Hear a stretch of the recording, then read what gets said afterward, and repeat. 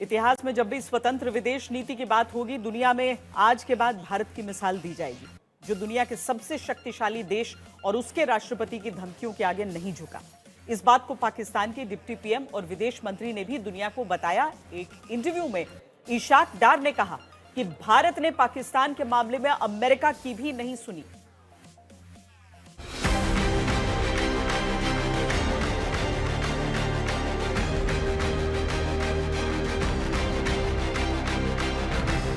मोदी है,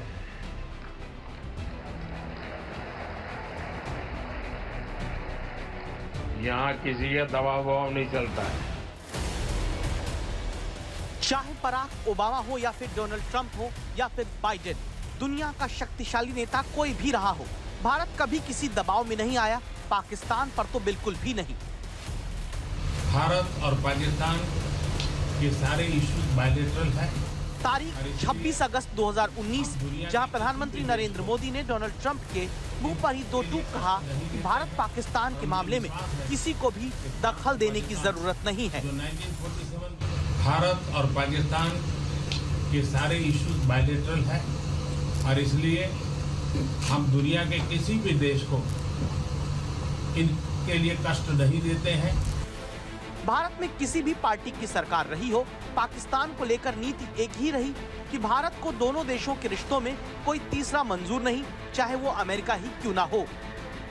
और मुझे विश्वास है कि भारत और पाकिस्तान जो 1947 के पहले एक ही थे, हम मिलजुल करके हमारी समस्याओं पर चर्चा भी कर सकते हैं और समाधान भी कर सकते हैं। भारत की इसी नीति पर पाकिस्तान के उप प्रधानमंत्री और विदेश मंत्री इशाक डार ने भी अब मुहर लगाई।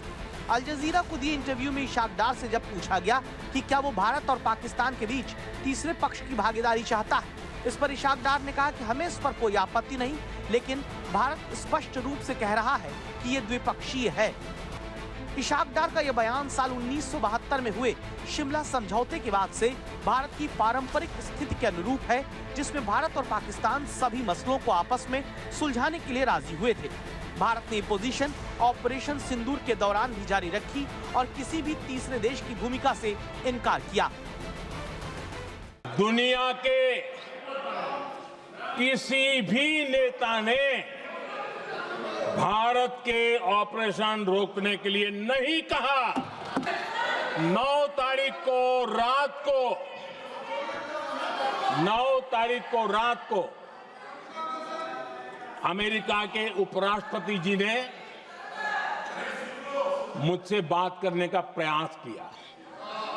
वो घंटे भर कोशिश कर रहे थे, लेकिन मेरी सेना के साथ मीटिंग चल रही थी, तो मैंने उनका फोन उठा नहीं पाया। बाद में मैंने उनको कॉल बैक किया, तो अमेरिका के उपराष्ट्रपति जी ने मुझे फोन पे बताया कि पाकिस्तान बहुत बड़ा हमला करने वाला है। मेरा जवाब था, अगर पाकिस्तान का ये इरादा है तो उसे बहुत महंगा पड़ेगा। तो पाकिस्तान के गिड़गिड़ाने के बाद ही भारत सीज फायर पर सहमत हुआ, क्योंकि यही हमेशा से देश की नीति रही है और ऑपरेशन सिंदूर में भी यही हुआ। कुछ लोग ऐसे हैं जो ये कहते हैं कि यह जो जब सीज फायर हुआ है भारत और पाकिस्तान के बीच में, किसी के हस्तक्षेप के कारण हुआ है। मैं साफ कर देना चाहता हूं, मेरे बहनों भाइयों, यह किसी के हस्तक्षेप के कारण हमारी यह आतंकवादियों पर जो कार्रवाई हुई थी वह स्थगित नहीं की गई थी। ऑपरेशन सिंदूर तो अभी स्थगित है। अब यदि कोई आतंकवादी वारदात होती है तो फिर से हमारा ऑपरेशन सिंदूर प्रारंभ होगा। मैं यह विश्वास के साथ मैं सारी देश की जनता को बताऊं। मोहम्मद इशाक डार, जो कि पाकिस्तान के डिप्टी प्राइम मिनिस्टर हैं और फॉरेन मिनिस्टर हैं, उन्होंने भी साफ कहा है कि India rejected third party role to end conflict. यह बायलैटरल इशू है, यह थर्ड पार्टी हमारे मामले में कोई हस्तक्षेप नहीं कर सकती। यह हमारे प्रधानमंत्री ने दो टूक शब्दों में इसे साफ कर दिया। इससे पहले वायुसेना प्रमुख एपी सिंह ने कहा था कि ऑपरेशन सिंदूर के दौरान युद्ध विराम भारत का लिया एक तरफा फैसला था। विदेश सचिव विक्रम मिस्री ने भी पाकिस्तान के साथ युद्ध विराम को द्विपक्षीय बताया था। अमेरिका में क्वाड देशों के विदेश मंत्रियों की बैठक में यही बात भारत के विदेश मंत्री डॉक्टर एस जयशंकर ने दोहराई थी। मैं आज विश्व समुदाय को भी कहूंगा, हमारी घोषित नीति रही है, अगर पाकिस्तान से बात होगी तो टेररिज्म पर ही होगी।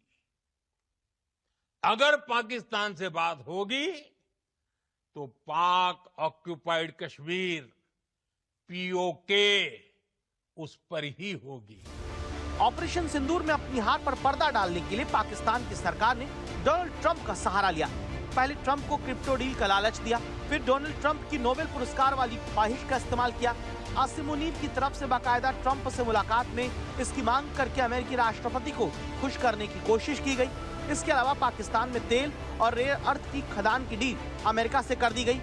बावजूद इसके पाकिस्तान के मंसूबे पूरे नहीं हो पाए और अमेरिका के बावजूद भारत अपनी नीति से नहीं डिगा।